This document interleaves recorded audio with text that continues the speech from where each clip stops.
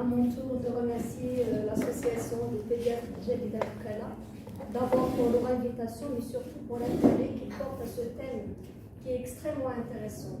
J'ai un petit peu revisité la présentation lorsque j'ai su qu'il y aurait des gynécologues obstétriciens dans la salle, parce que j'aimerais bien qu'on discute certains points très importants et qu'on puisse partager sur certains messages communs afin qu'on puisse avancer tous ensemble dans cette thématique. Alors, il y a des choses qui vont être un peu des généralités, mais il y a certainement des éléments sur lesquels on va beaucoup interagir, mais surtout n'hésitez pas à m'arrêter s'il y a des questions, des réflexions. La première partie va être un peu lourde, mais il est important qu'on fasse certains rappels quand même avant de passer à la partie purement pratique. Je vous apprends rien en vous disant que le placenta est un organe unique et complexe qui combine les systèmes circulatoires de 2 ou plusieurs individus, lorsqu'il s'agit de grossesse multiple évidemment, et au sein d'un seul organe dynamique et évidemment qui a une durée de vie limitée, mais qui est extrêmement important et qui n'a pas encore livré tous ses secrets, parce qu'on ne cesse de découvrir tellement de choses en ce qui concerne cet organe extrêmement important. On sait aujourd'hui qu'il y a un large spectre de troubles, notamment des infections, mais aussi des anomalies métaboliques, génétiques, circulatoires et bien d'autres éléments qui peuvent affecter son fonctionnement. Et malheureusement, lorsque le fonctionnement du placenta est affecté, ça peut générer des pathologies. Si on ne les cherche pas en faisant l'analyse correcte du placenta sur le plan anatomopathologique, on peut passer à côté. Et donc, l'un des éléments clés sur lesquels malheureusement le pointeur ne marche pas sur les écrans, mais c'est pas grave. Et donc, l'un des éléments essentiels sur lesquels je vais insister tout au long de cette conférence est le rôle essentiel de l'examen anatomopathologique du placenta pour identifier ces processus pathologiques, aussi bien pour la mère que pour l'enfant. Et nous allons apprendre qu'il y a des guidelines, qu'il y a énormément de choses à faire qui peuvent nous éviter des drames, mais aussi beaucoup de soucis. L'examen du placenta donc peut fournir des informations qui peuvent être importantes pour la prise en charge immédiate, mais aussi ultérieure, aussi bien de la mère que de l'enfant. Et les informations peuvent également être essentielles, et nous allons le voir, et c'est un élément qui est à la page aujourd'hui, pour protéger les médecins sur le plan médico-légal. Parce qu'ils peuvent innocenter l'acte d'accouchement, ils peuvent innocenter l'acte de la prise en charge de la mère et aussi de l'enfant, et c'est quelque chose d'extrêmement important. Alors, l'examen macroscopique des placentas normaux et de la plupart des placentas anormaux est très rapide. On peut le réaliser en 1 minute. Et normalement, il doit être systématique. C'est-à-dire, chaque fois qu'on fait un accouchement, en même temps qu'on est obligé de vérifier que tout s'est bien passé du côté maternel, qu'il n'y a pas de souci du côté néonatal, nous sommes obligés de regarder aussi le placenta, mais nous allons voir aussi le cordon. C'est quelque chose qui devrait rentrer dans les pratiques et dans les habitudes des pratiques dans les salles de naissance. L'examen universel du placenta en salle d'accouchement est donc quelque chose de primordial qui doit être documenté et surtout qui doit être noté quelque part. Rappelez-vous ce que je viens de dire il y a quelques secondes, innocenter la prise en charge, c'est donc une traçabilité aussi, et c'est extrêmement important. L'évaluation anatomopathologique en fonction de l'aspect anormal ou de certaines indications cliniques est une pratique qui devrait être essentielle et qu'on va développer. On va parler de toutes les indications d'un examen anatomopathologique détaillé. Alors, pour faire cette conférence que j'ai déjà faite il y a quelques mois, que j'ai revisité pour ce séminaire, j'ai fait une recherche bibliographique et c'est important ce que je vais partager avec vous ici sur cette slide. Lorsqu'on fait la recherche sur placenta issu néonatal par exemple, on a 5741 résultats depuis 1961.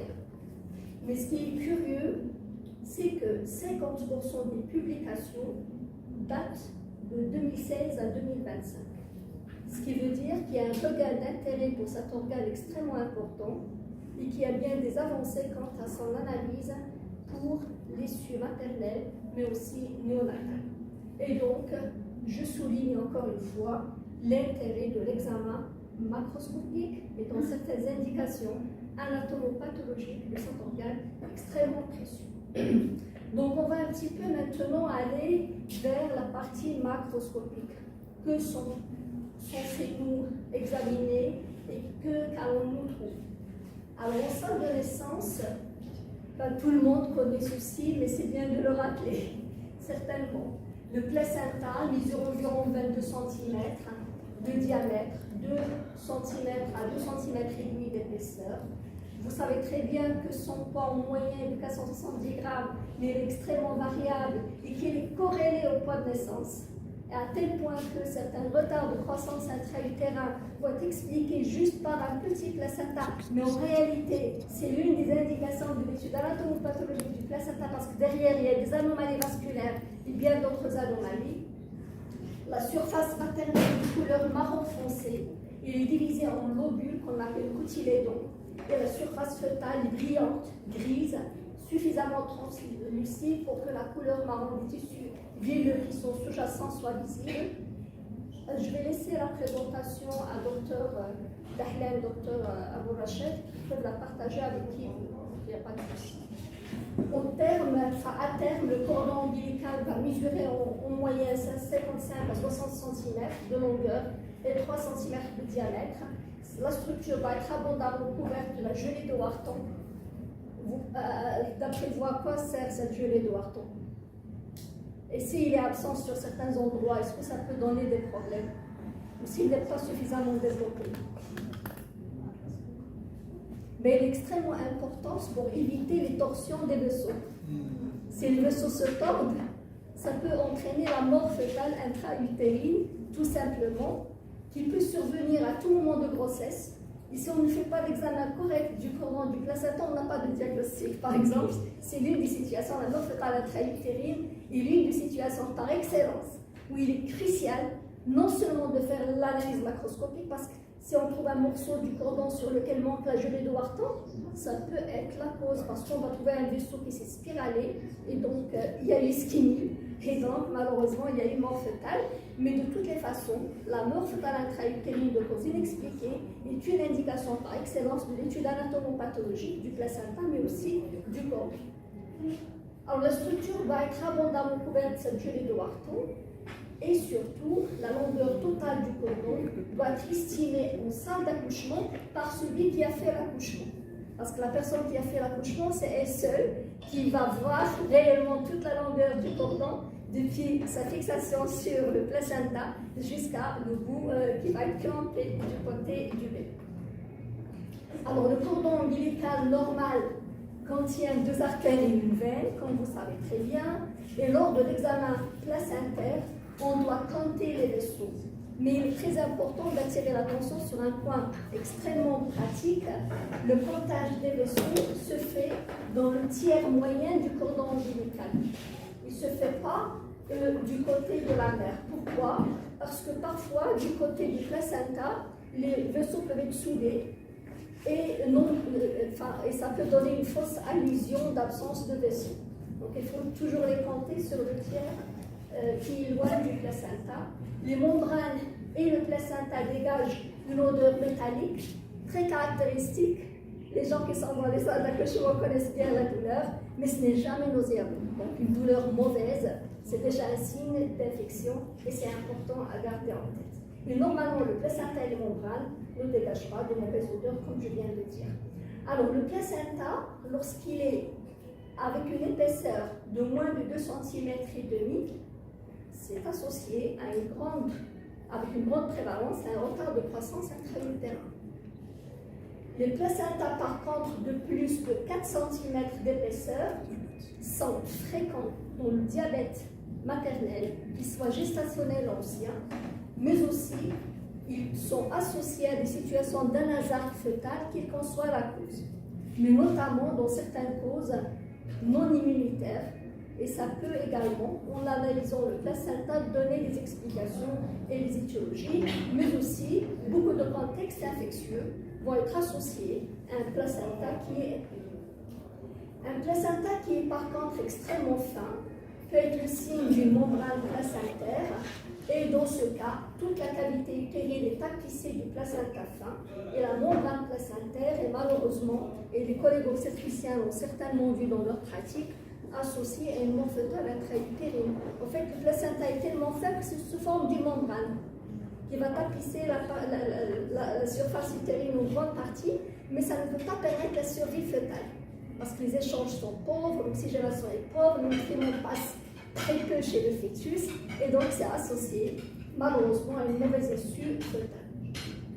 Alors la consistance et les surfaces du placenta sont également connues, et c'est important de connaître la norme pour pouvoir par la suite dénicher tout ce qui est anormal, parce que tous ici dans la salle sont concernés par l'examen macroscopique du placenta, qu'on soit neonatologiste, pédiatre accueillant un bébé ou obstétricien. On est tous concernés. Et donc, sur la surface maternelle, chez un nouveau-né à terme non anémique, la surface maternelle du placenta a une couleur foncée. Et surtout, ça a une couleur marron foncé, on l'a tous vu, on l'a tous constaté. Chez un prématuré, c'est beaucoup plus clair. Et la pâleur de la surface maternelle indique toujours la présence d'une anémie fœtale. Et surtout, il peut être un signe d'hémorragie. Ça peut se voir lorsqu'il y a un hématome rétroplacentaire, par exemple. Ça peut se voir lorsque la mère a saigné, quelle que soit la cause, mais c'est un signe d'hémorragie. La surface fœtale, quant à elle, c'est un anneau épais de membrane et il est associé à la prématurité lorsque l'anneau montre une certaine friabilité et fragilité, et aussi dans certains saignements, dans le décollement placentaire, on peut avoir malheureusement un aspect qui est tout à fait anormal, et il est fondamental de pouvoir analyser cet aspect macroscopique en salle de naissance. Alors maintenant, qu'en est-il de la consistance et des surfaces placentaires toujours? Il faut savoir également qu'il y a certaines anomalies qui nous concernent, nous, pédiatres, de façon importante. Lorsqu'on a de petits nodules fermes, blancs, gris ou jaunes sur la surface fœtale, ça peut correspondre à ce qu'on appelle l'amnios noueux ou bien à une métaplasie squameuse. Je vais vous expliquer tout ça. La surface fœtale, c'est là où il y a le corps. C'est là où il y a le corps. La surface maternelle, c'est ce qui est collé chez la mère. Alors, la surface à ce niveau-là, on peut avoir certaines anomalies qui peuvent nous aider énormément à comprendre ce qui se passe chez le bébé. Par exemple, l'amnios noueux, il est associé à l'oligoamnios. On le voit souvent lorsqu'il y a une oligoamnios, mais lorsqu'on le voit, il est fondamental de faire un écho rénal à la naissance parce qu'il y a une grande prévalence d'association de la génésie rénale. Mais malheureusement, en général, lorsqu'il y a vraiment un amnios noueux important à la surface du placenta, l'issue fœtale et l'issue néonatale est très mauvaise parce que non seulement il y a la génésie rénale, d'ailleurs les bébés à ce moment-là peuvent naître avec un authentique syndrome de Potter, c'est-à-dire en fait un eutroglissisme, une sorte d'anasarque avec une détresse respiratoire majeure, mais la génésie rénale complète est de très mauvais pronostic, et le syndrome de Potter en soi-même est de très mauvais pronostic, même dans des services de réa très avancés. Quant à la métaplasie squameuse, elle est fréquente, mais heureusement il n'est pas autant grave, car il peut être associé à des grossesses normales, mais il a été aussi très observé lorsqu'il y a des grossesses gémellaires avec décès d'un genou. Et on ne comprend pas. Est-ce que vraiment c'est une explication du décès ou bien c'est un hasard, mais quand même statistiquement il a été démontré qu'il est très associé au décès d'un genou. On a tous vu les drames de ce qu'entraînent les bandes des tissus amniotiques qui peuvent être plus ou moins fragiles, qui malheureusement vont amputer des parties du bébé. C'est ce qu'on appelle les brides amniotiques. Alors là, on peut avoir des doigts amputés, des membres amputés, une tête amputée, tout dépend de l'étendue de ces brides. Et c'est ce qu'on appelle les bandes du tissu amniotique qui sont très visibles lorsqu'on examine le placenta. Et malheureusement, on rate souvent ces diagnostics Parce qu'on va avoir des bébés avec un membre amputé, personne n'a examiné le placenta, et après on va spéculer en long et en large. Est-ce que la mère a pris des plans, est-ce que la mère a pris des médicaments, est-ce que c'est génétique, est-ce que je ne sais pas quoi. Alors par un simple examen de placenta, on va trouver des bandes de tissu amniotique sur le versant fœtal, et on a signé le diagnostic quand même. Alors lorsque des parties du fœtus sont manquantes ou amputées, non seulement il faut examiner le placenta macroscopiquement, mais il faut l'envoyer pour une étude anatomopathologique normale. Comment ça se présente la métaplasie squameuse? Alors, la métaplasie squameuse, elle va en fait se présenter sous forme d'une sorte de membrane qui est à la surface du placenta du côté fœtal, et c'est une sorte de membrane décollée, d'où le terme de squame. C'est comme si on a une sorte de membrane mais qui est légèrement décollée. Ça peut être une variante de la normale, mais statistiquement, on a noté que parfois, lorsque c'est une grossesse multiple, elle se voit lorsqu'il y a décès d'un juge, sans autant qu'il y ait d'explication vraiment claire. Alors que l'amnios noueux, c'est vraiment des nouures.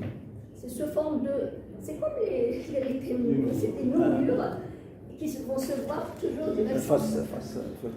Et là, pour les bandes amniotiques, c'est vraiment des bandes, c'est comme des petits filets d'amnios qui ont strié certains segments du fœtus lors du développement. Macroscope. Ça, je n'ai pas besoin de l'envoyer à la rien. Je prends mon placenta, je regarde le versant maternel, puis je prends le versant fœtal et je vois ce qu'il y a. Normalement, ça devrait être bien clair, marron foncé, translucide, sans aucune anomalie à la surface. Toute anomalie à la surface doit être interprétée. Soit c'est noueux, soit c'est squameux, soit c'est des bandes carrément. Et systématiquement, c'est dans la compréhension. Alors, dès qu'il y a une anomalie, que ce soit au niveau du placenta, que ce soit au niveau du fœtus, que ce soit avec une pathologie maternelle associée, c'est une indication de... Je vais partager avec vous les guidelines. Les dernières ont été révisées en mai 2025. Donc, on a une toute récente qui cite de façon claire l'indication anatomopathologique. Alors après, on arrive par le schéma placentaire. Normalement, un placenta diffus et mou peut être le signe d'une infection. Vous avez l'impression que le placenta est devenu friable. Ce n'est plus la consistance d'un placenta normal. Donc, lorsqu'il est mou, lorsqu'il est diffus, c'est un signe d'infection. En particulier, si sa structure est également épaissie, donc on a l'impression qu'on a broyé le placenta et que ça commence à se nécroser. C'est pour ça que ça donne un aspect épaissi. Ça se voit par exemple dans des cas de cordon amniotique avancé, pour lesquels on a traîné pour faire la couche. Des zones fermes dont le placenta peut indiquer le dépôt de fébrine ou un infarctus. Les infarctus récents sont généralement rouges, tandis que les infarctus anciens sont gris. Et c'est très important. Pourquoi? Parce que c'est médico-légal également. Lorsque vous avez un infarctus ancien, personne n'y peut rien. Mais lorsque vous avez un infarctus récent, est-ce que c'est un trapartum ou pas un trapartum? Est-ce qu'il y avait un RCF, un monitoring adapté? Il y a des questions qui vont se poser à ce moment-là. Mais c'est très important de bien déterminer de quoi il s'agit.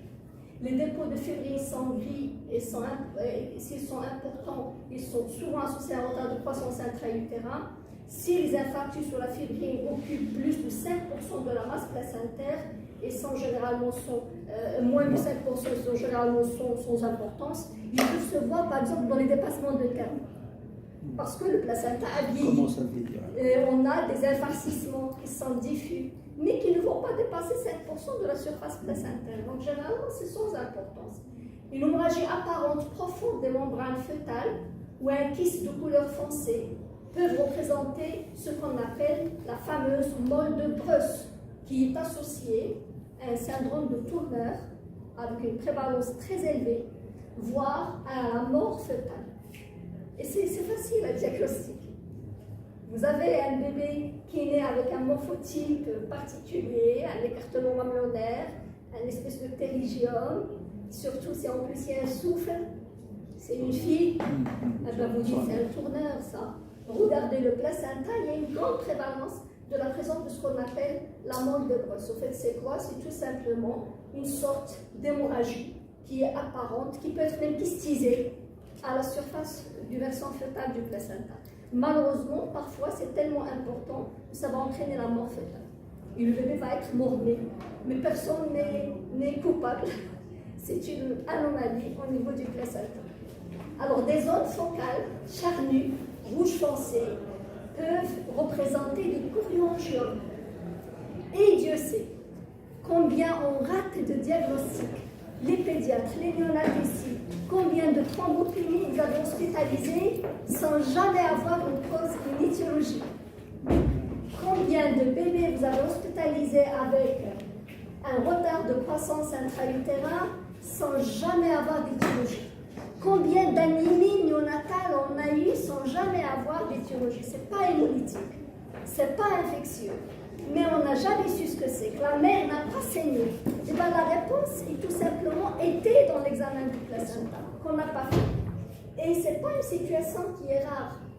Il y a dans les pathologies néonatales, thrombopénie, anémie, RCU, de causes inconnues, beaucoup de choriongiomes placentaires. Et c'est un examen simple qui va vous trouver.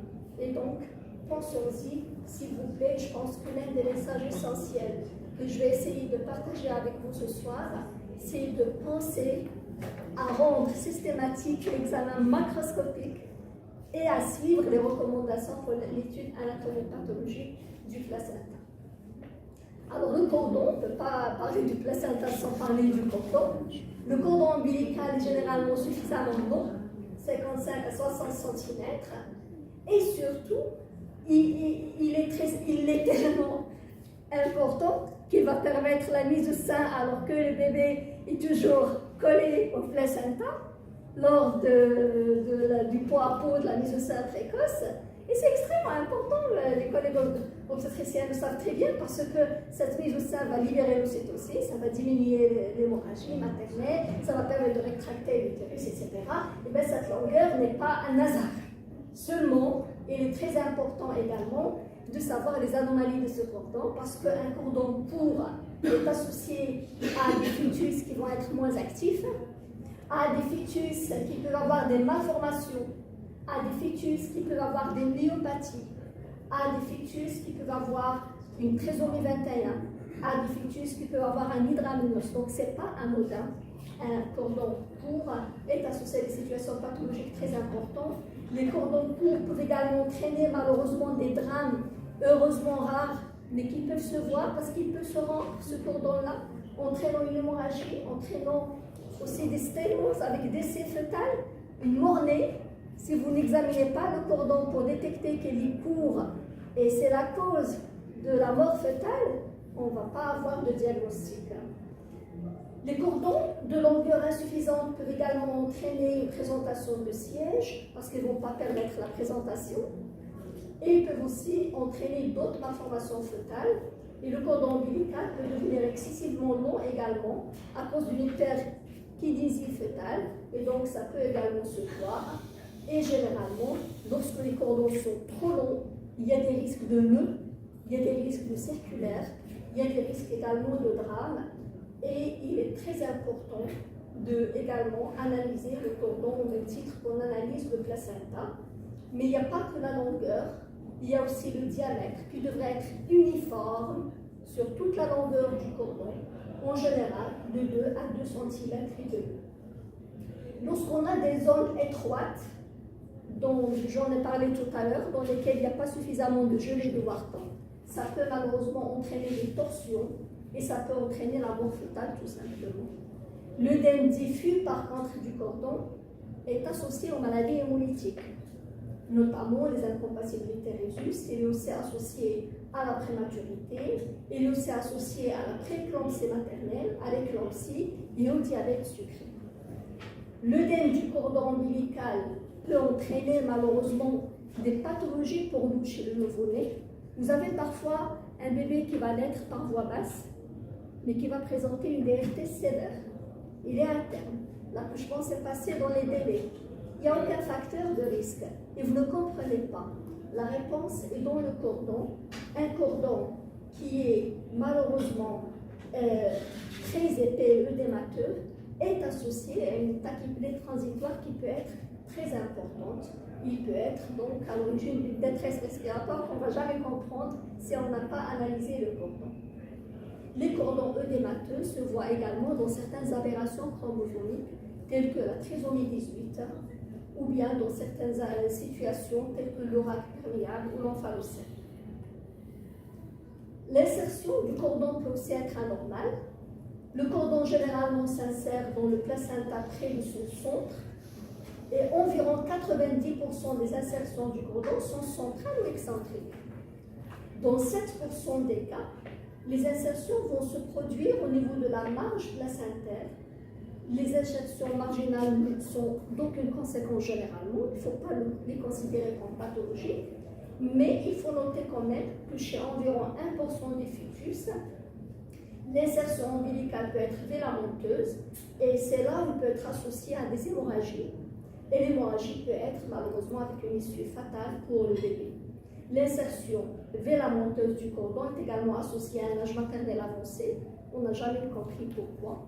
Donc plus la mère est âgée de plus de 35 ans, plus ça va se voir. C'est comme l'histoire de la T21, mais on n'a jamais compris pourquoi. Il est associé également au diabète sucré. Il se voit également chez les femmes tabagiques. Et il faut savoir que dans le cas des insertions vélamenteuses, on peut avoir des anomalies des vaisseaux du cordon. Donc on peut avoir à ce moment-là une artère au lieu de 2 artères. Et on peut avoir aussi des aberrations chromosomiques associées. C'est-à-dire vélamenteuse, l'image que je vous ai montré ici. Et donc c'est facile à reconnaître par un simple examen macroscopique. Les nœuds du cordon, et donc un véritable nœud du cordon se produit lorsque le fœtus passe dans une boucle du cordon ombilical, et ça se produit malheureusement parfois très tôt dans la grossesse et au début. Dans la plupart des cas, lorsqu'il s'agit d'un nœud, ça ne va pas mettre en danger le fœtus. Cependant, si le cordon est en plus pas suffisamment long, et si le nœud se met sous tension, ça peut malheureusement engager le pronostic fœtal. Et puis les vaisseaux, j'en ai déjà parlé, on a dit normalement c'est 2 artères et une veine. Et lorsqu'on a une seule artère, il est nécessaire de chercher des malformations congénitales et quand même qui sont associées à un pourcentage qui n'est pas négligeable, qu'il soit cardiovasculaire, généto-urinaire, gastro-intestinal ou d'autres systèmes. Alors voilà un petit peu pour cette mise sur appel, pour qu'on sache tous faire cet examen de placenta. Maintenant, on va voir quelques aspects pratiques. Alors, lorsque... Il y a des variantes, c'est normal des cordons. Oui. Le cordon gélatineux. Le cordon gélatineux ne pose pas de problème s'il n'est pas trop épais. Mais s'il est trop épais, on a dit qu'ils peuvent entraîner une tachypnée transitoire, qu'ils peuvent être associés à des aberrations chromosomiques, comme ils peuvent être une variante de la normale. Mais le plus important, c'est de le signaler dans le dossier parce que ça peut expliquer des anomalies. Par exemple, vous avez un enfant qui est né dans de bonnes conditions sans aucun problème, et puis il fait une DRT sévère, et puis il est en réa, et puis il fait une HTAP, et puis il se complique, et puis il fait des moments d'époxy, et puis il garde des séquelles neurologiques. Et les parents vont aller chercher dans l'accouchement ce qui s'est passé. Oui, le dossier tombe chez Madame. Et puis, si vous mettez dans l'analyse du placenta et du cordon, que le cordon était épais, il était gélatineux, etc., vous avez une explication déjà de la tachypnée transitoire qui n'a rien à voir avec l'accouchement, qui n'a rien à voir avec la voie d'accouchement et qui n'a rien à voir avec la suite parce que la suite est malheureusement une histoire de prise en charge qui peut bien passer comme il peut mal passer et c'est comme ça.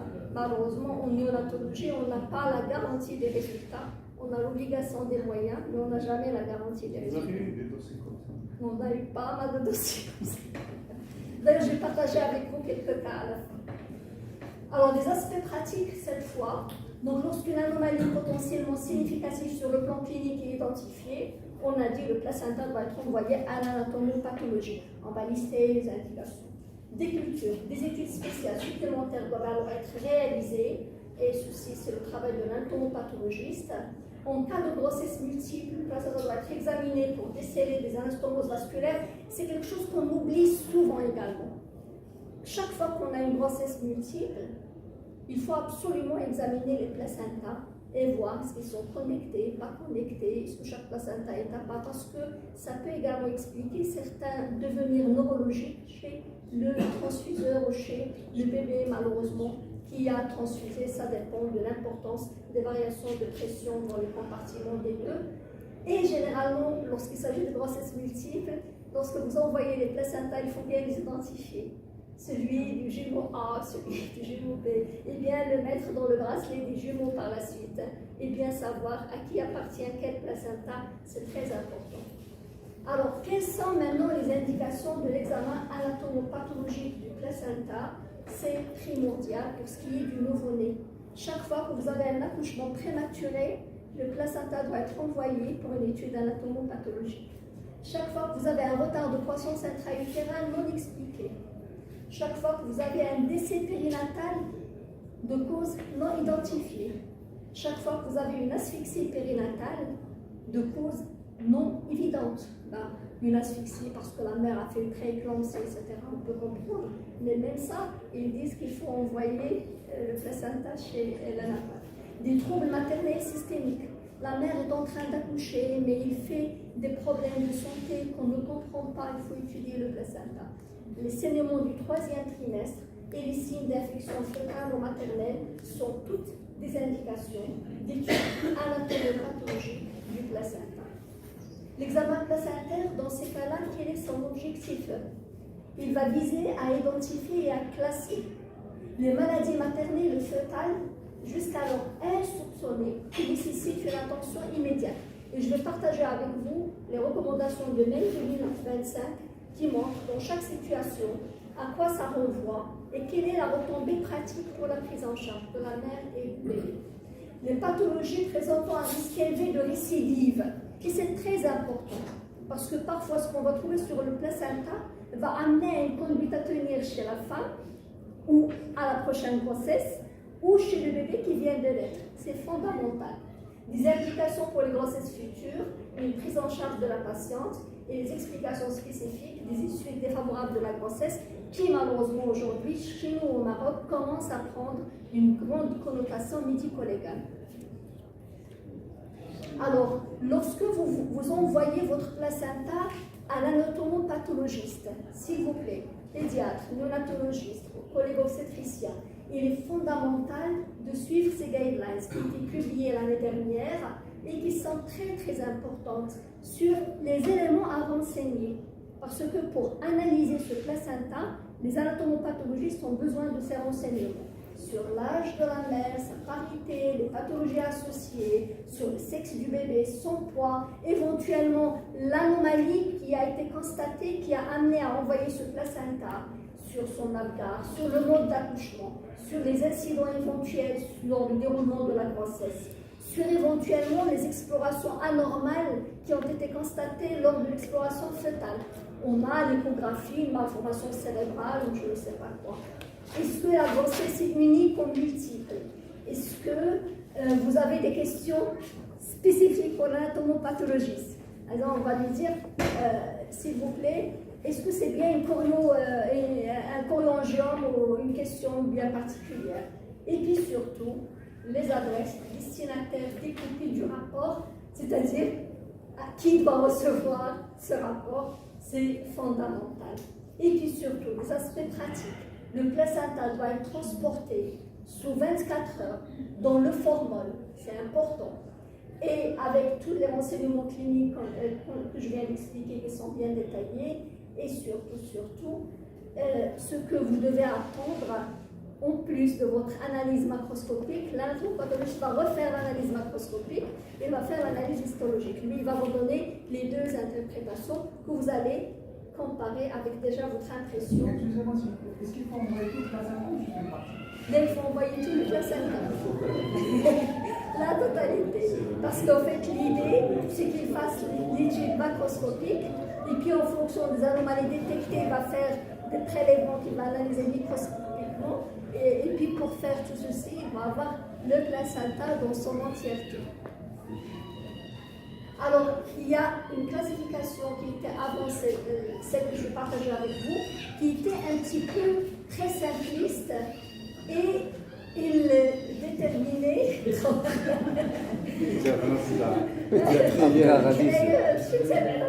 avez plus d'habitude avec les bébés que nous. Moi, ça ne va pas déranger. Moi, je vous jure que ça ne va pas du tout déranger. C'est normal. Parce que nous, en plus, on a tué les bébés qui crient, les alarmes qui hurlent, on travaille dans le bruit sans problème. Un bruit de fond normal. Donc, en fait, dans la classification d'Amsterdam, il distinguait trois grands processus. Des processus vasculaires, des processus inflammatoires et immunitaires, et ils mettaient dans un même panier ce qu'ils ont appelé les autres. Mais la nouvelle, je la trouve très intéressante, et d'ailleurs elle a été reprise dans les Guidelines 2025. Elle a été faite par l'équipe de Redline qui est connue par travailler beaucoup sur le placenta. Et justement, son intérêt, c'est qu'elle classifie les anomalies placentaires en ce qu'ils appellent malperfusion vasculaire maternelle, malperfusion vasculaire fœtale, et puis processus inflammatoire aigu, processus inflammatoire chronique. Et c'est très important pour nous, parce que ça parle mieux et ça permet d'avoir beaucoup plus de données. Et d'ailleurs, c'est ça, c'est exactement ça. Tout ce qui est inflammation aiguë, eh ben, les chorioamnionites rentrent dedans, par exemple, qu'ils soient maternels ou fœtales. Tout ce qui est inflammation chronique, et dans ça, on a par exemple les chorioamnionites chroniques, par exemple une chorioamnioniite toxoplasmique, est une chorioamnioniite chronique. Et puis tout ce qui est malperfusion du versant vasculaire, et tout ce qui est malperfusion du versant fœtal, et on va voir tout ceci à travers des cas beaucoup plus pratiques, mais l'intérêt de cette nouvelle classification, c'est sa praticabilité. Il parle vraiment sur le plan clinique. Alors, quelques données épidémiologiques intéressantes, par exemple, pour parler aux collègues obstétriciens. Par exemple, dans la prééclampsie, si on examine le placenta, dans 85% des cas, on va trouver des anomalies d'ordre malperfusion utéro-placentaire. Exact, des infarctus, etc. Lorsqu'on a un retard de croissance intra-utérin, dans 65% des cas, il s'agit d'anomalies villositaires. Et dans 50% des situations de bébés qui naissent dans des situations graves, c'est l'étude du placenta, sans qu'on ait l'explication, c'est l'étude du placenta qui va apporter des réponses sur les infections. Alors, ce qu'il faut chercher dans le placenta devant certaines complications maintenant, par exemple, qu'est-ce que je m'attends à travers l'étude du placenta devant une mort fœtale prématurée? Vous êtes à la salle d'accouchement, vous avez fait votre suivi de grossesse, tout se passe bien, la mère vient vous dire depuis 24 heures, j'ai plus de mouvements fœtaux, vous déclenchez le travail, puis l'accouchement terminé. Et là, il faut chercher soit une malperfusion vasculaire maternelle, soit une malperfusion vasculaire fœtale globale ou partielle, soit une rupture, soit une insuffisance placentaire, soit des complications du cordon ombilical. Vous ne pouvez pas sortir de ce lot. En général, vous avez une explication ici. Je parle bien sûr des morts fœtales inexpliquées, pas d'une cardiopathie congénitale évidente qui est la cause, etc. En général, vous avez l'explication ici. Et si vous n'avez pas fait l'étude de placenta, vous n'avez aucune explication, malheureusement. C'est le médico-légal. C'est le médico-légal. Et donc, elle va vous dire, oh, mais lorsque je suis rentrée, il bougeait encore. Et donc, vous voyez ce que vous avez fait, pourquoi elle est débordée. Et vous n'avez aucun moyen de montrer le contraire. Un accouchement prématuré spontané avant 37 semaines de gestation, sans cause évidente, appelle à une étude placentaire. Et on peut tomber sur une chorioamnioniite aiguë, c'est la plus fréquente.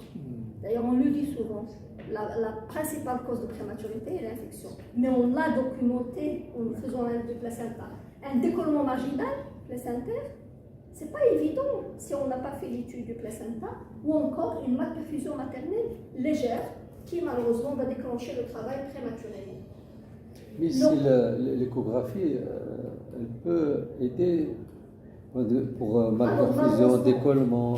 Malheureusement, en situation d'accouchement urgent, tu peux ne pas avoir le temps de faire une échographie. Et si tu n'étudies pas le placenta, et les collègues obstétriciens ont vécu certainement des situations pareilles. Si vous ne faites pas l'étude du placenta, vous allez passer à côté. Il est venu, tête à la vue, dilatation complète, elle accouche d'un prématuré, elle délivre si vous ne faites pas l'analyse du placenta, vous n'allez pas pouvoir avoir des réponses en faisant l'échographie. Alors maintenant, le retard de croissance intra-utérin, c'est très important parce que malheureusement dans notre contexte, en dehors de ceux expliqués par les HTAG, etc., la majorité vont passer sans aucune explication parce que on a fait beaucoup d'études à Rabat et on a étudié les placentas. Dans 90% des cas, la réponse est dans le placenta. Et qu'est-ce qu'on a? Soit une malperfusion maternelle globale ou partielle, soit des villites chroniques ou intervillosites. Vous n'étudiez pas le placenta, l'échographie, vous ne va pas le voir.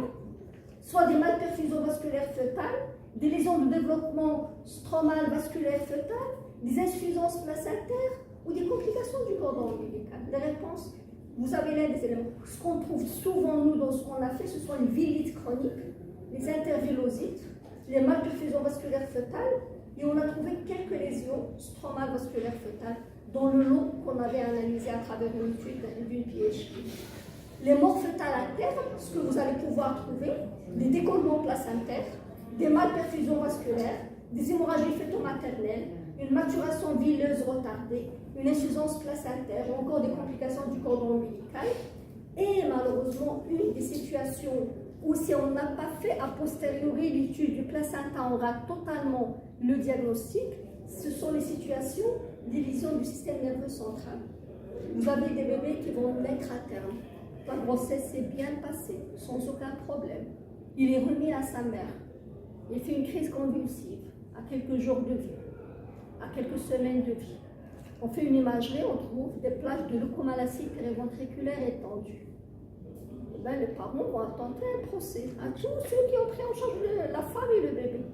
Parce que la leucomalacie, typiquement, se voit en cas d'asphyxie péripartale. Et donc, on va chercher à trouver un problème. Or, malheureusement, les réponses peuvent être dans le placenta. On peut avoir des malperfusions vasculaires, des malperfusions soit complètes, soit partielles, des villites chroniques, des chorioamnionites aiguës et des lésions placentaires multiples.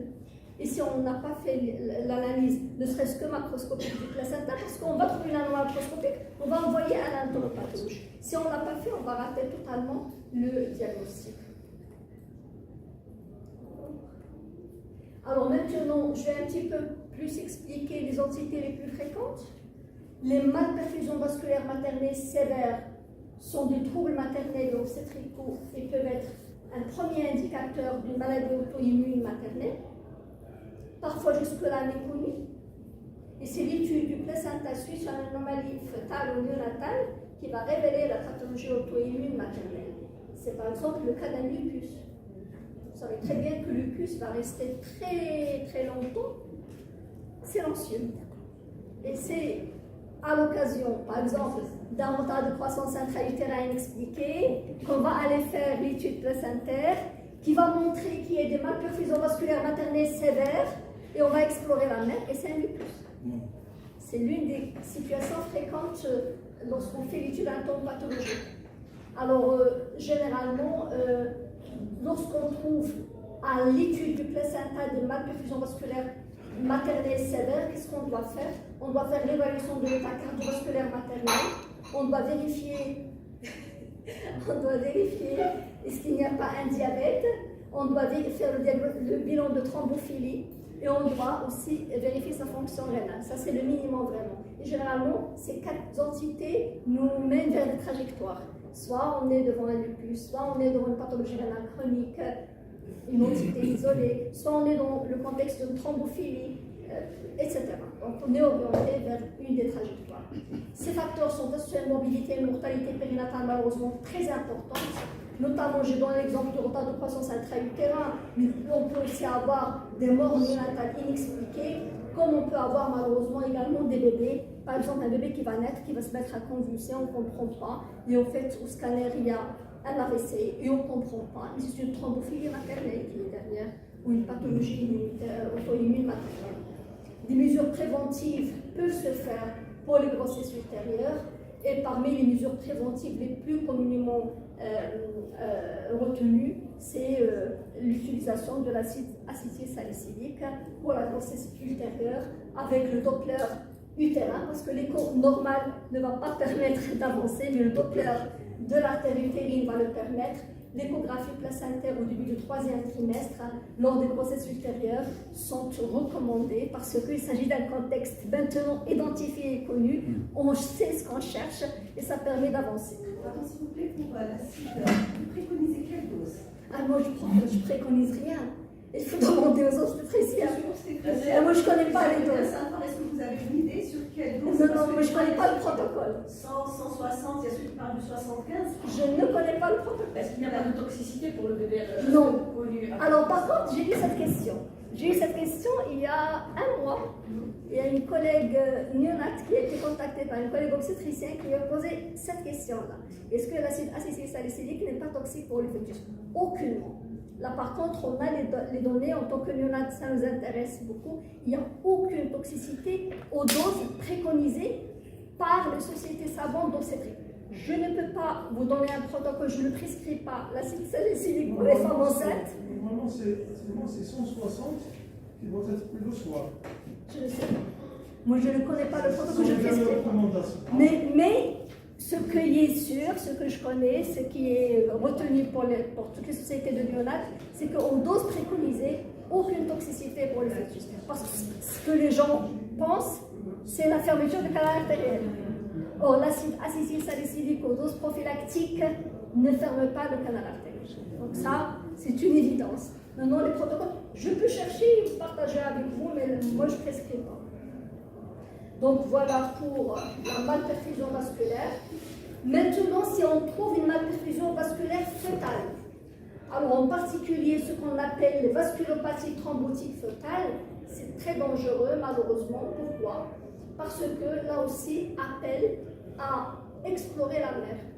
Et parmi les éléments très importants à explorer, ce sont les troubles de thrombophilie, mais aussi ça appelle à explorer l'existence de certaines pathologies héréditaires, exactement, telles que le fameux déficit en facteur 5, ou bien encore des troubles du tissu conjonctif maternel, comme l'existence d'anticorps anticardiolipides, etc. Donc ça appelle vraiment à explorer la maman.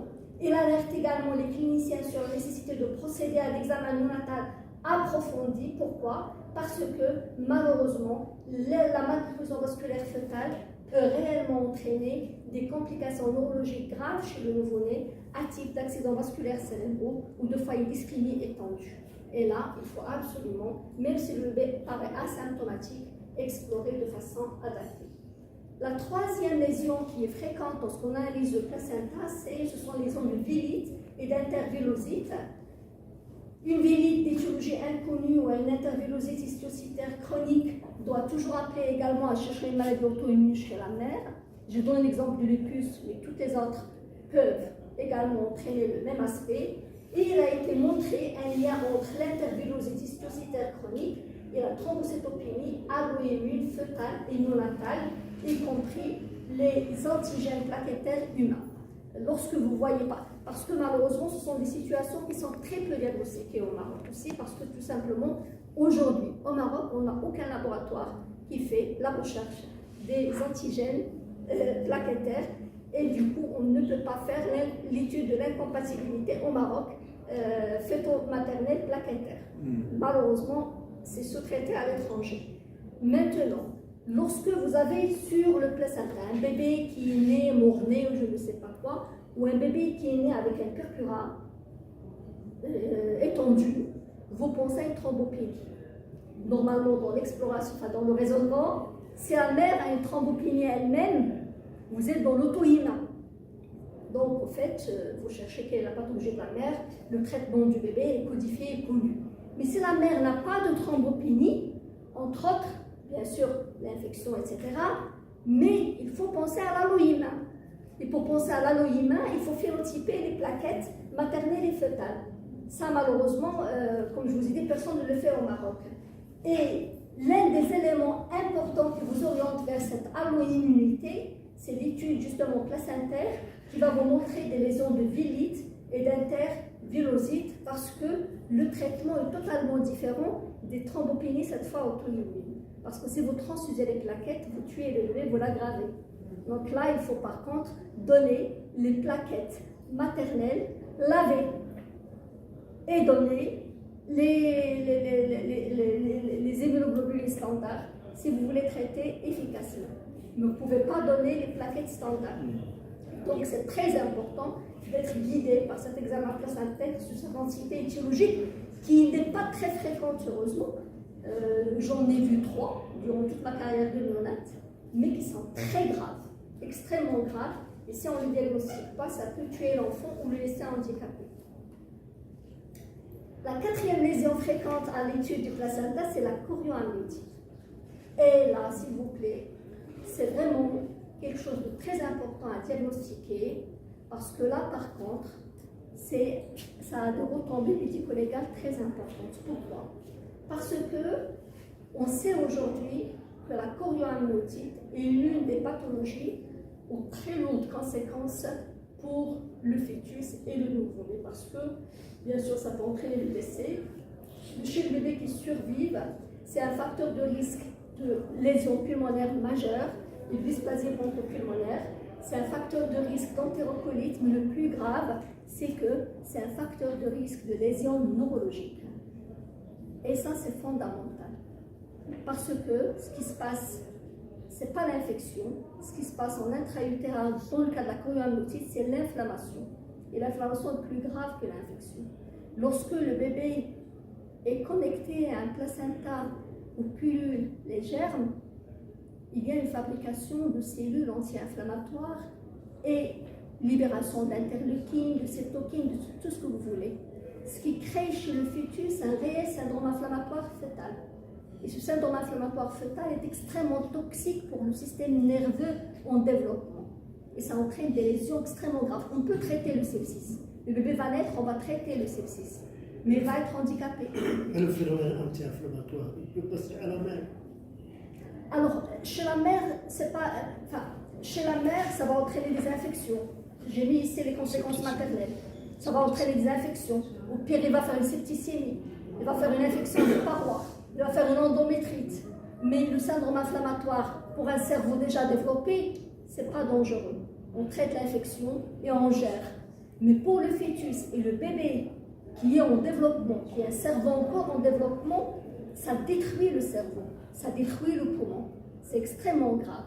S'il y a une entité pour laquelle on peut intervenir, parce qu'autant pour tout ce qu'on a montré, l'intervélite, la vélosite, la malperfusion, vous n'y pouvez rien, on n'y peut rien tous.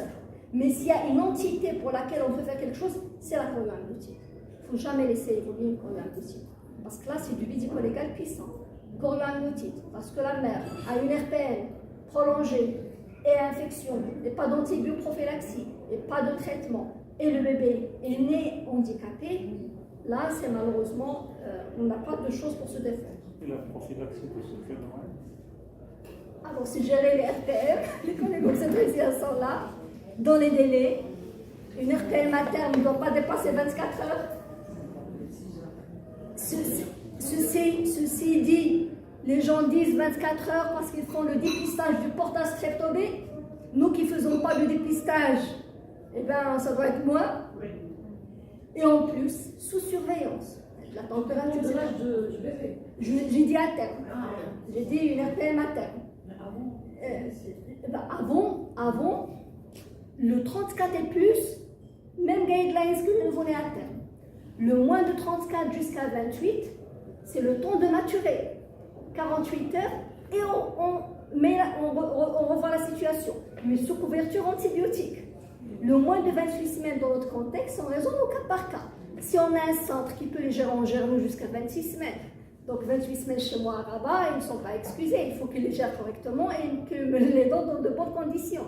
Mais si on est dans un endroit où on n'a pas la possibilité de gérer 28, là on peut discuter, prolonger la grossesse, mais avec une surveillance inflammatoire, de la température, de la gestion de l'infection, la recherche du portage, l'identification d'une infection urinaire, etc. Le résumé de tout ça, mon message, c'est de ne jamais laisser évoluer une infection, quelle que soit la gestation, parce qu'on si je prends l'exemple d'une femme qui fait une RPM à 28 semaines et sur une pyélo et qui a une CRP à 160, etc., et il est plus ou moins bien géré. Et on attend encore 2, 3, 4 semaines pour que le bébé mature. Mais au fait, pendant 2 semaines, il a vécu un syndrome inflammatoire de folie. Mais maturer quoi? Maturer un cerveau qui est déjà détruit par le syndrome inflammatoire. Vous comprenez? Je préfère qu'on me l'extrait après 48 heures, une fois maturé, avec un cerveau sain. Et là, 28 semaines, c'est surfactant, extubation, et puis je gère.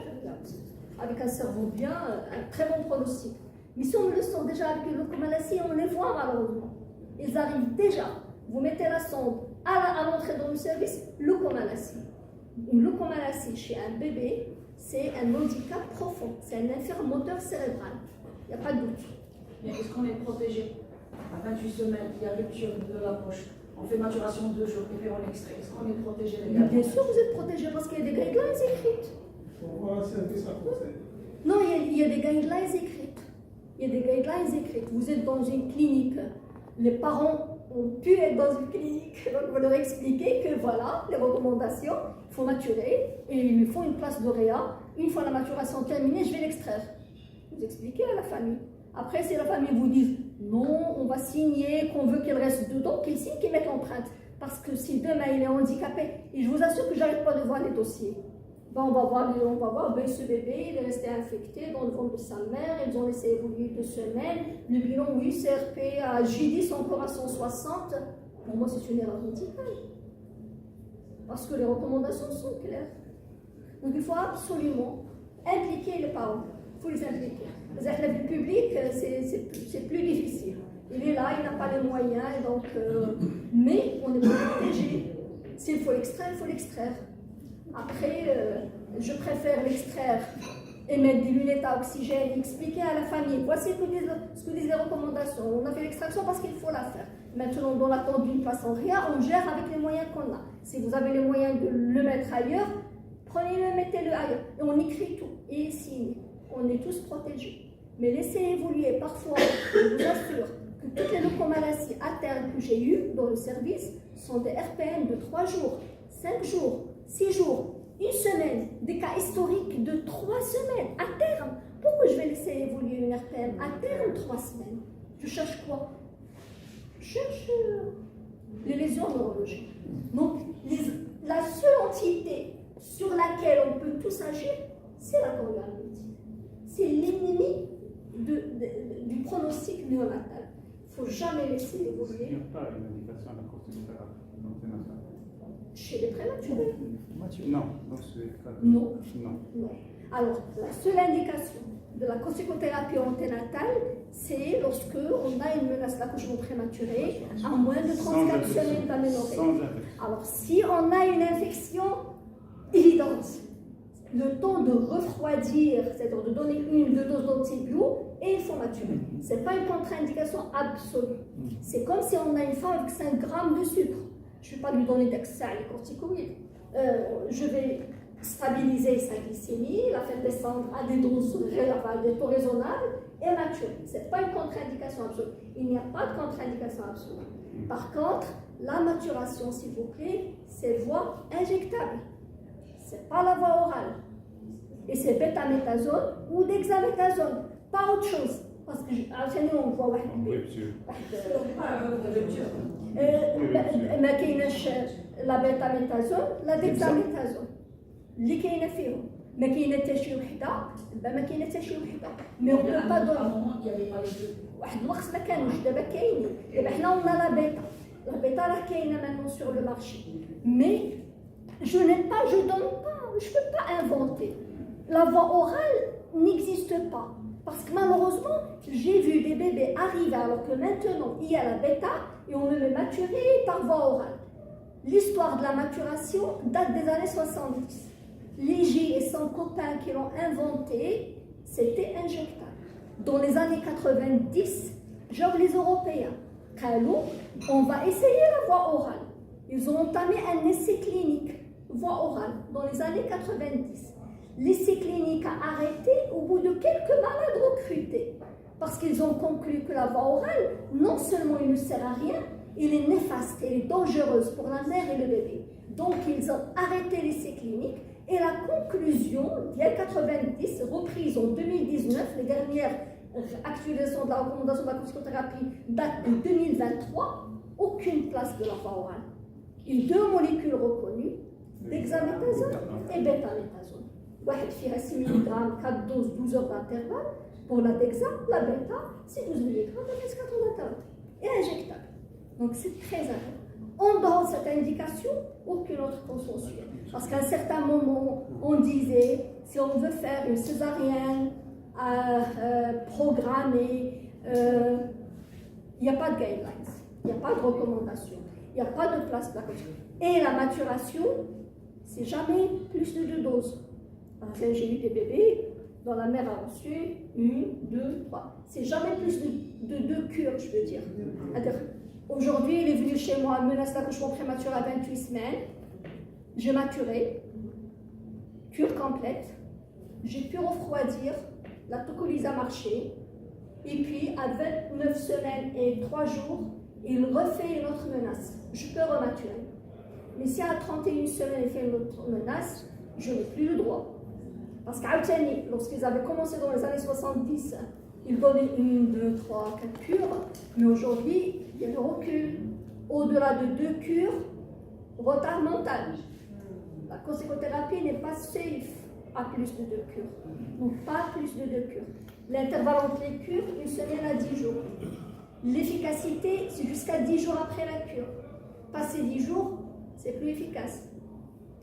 C'est ça le résumé de la psychothérapie. C'est important d'ouvrir cette parenthèse parce que je pense C'est lié que à l'AMIAC. Hein? Intramusculaire. Intramusculaire. Je n'ai plus quel jour entre les 2 cures, c'est Là, l'efficacité jusqu'à 10 jours. Ah d'accord, elle se termine Elle termine à 10 jours. Il faut À partir de 10 jours, donner une deuxième cure, mais pas une troisième. Maximum de cure. Par exemple, à 35 semaines. Pas d'indication. Pas d'indication. Non. 35, 36, 37, pas d'indication. Même en extrait des bébés, 35, 36, c'est des bébés qui ont avec des détresses. Oui, mais la corticothérapie ne changera rien. Parce que la détresse de 35, 36 n'est pas la MMH. C'est pas la MMH. Parce que la corticothérapie, c'est quoi? Avant, je pense qu'on s'écarte, mais c'est intéressant. Parce que l'intérêt, c'est de discuter finalement.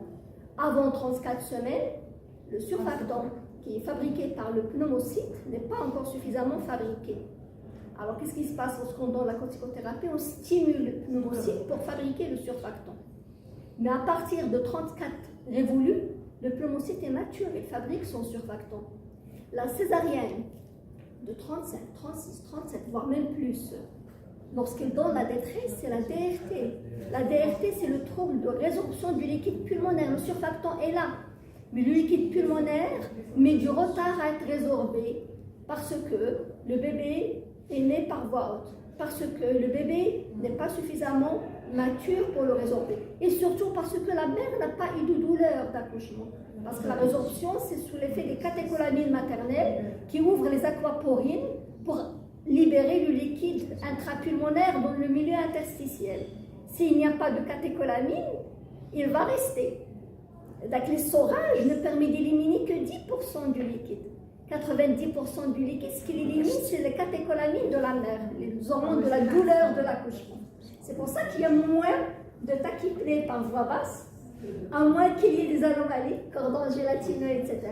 Et beaucoup plus par voie haute, et beaucoup plus par voie haute programmée. Mais il y a aussi les maladies des bombardierines, des nouveau-nés à terme aussi. Oui, il y en a. Il y en a. Non, je vous explique. Il y en a, mais ce n'est pas des anomalies quantitatives du surfactant. Ce sont des anomalies qualitatives du surfactant. Chez les bébés de mère diabétiques, chez les bébés de mère avec certaines pathologies, le surfactant fabriqué est de qualité anormale. La psychothérapie ne va pas changer sa qualité. Et cette qualité anormale fait que, malheureusement, il y a un collapsus alvéolaire à la fin de l'expiration parce qu'il n'y a pas suffisamment de lipides dans la molécule surfactante dans ces cas pathologiques pour que l'alvéole puisse s'ouvrir. Lorsque c'est une pathologie comme le diabète, c'est transitoire. Donc on met la CPAP, dans les cas sévères on met le surfactant et ça passe. Mais il y a une petite minorité, heureusement une petite minorité, où l'anomalie qualitative est génétique. Ce sont des bébés qui meurent. mais c'est très très très très rare. Mais c'est qualitatif.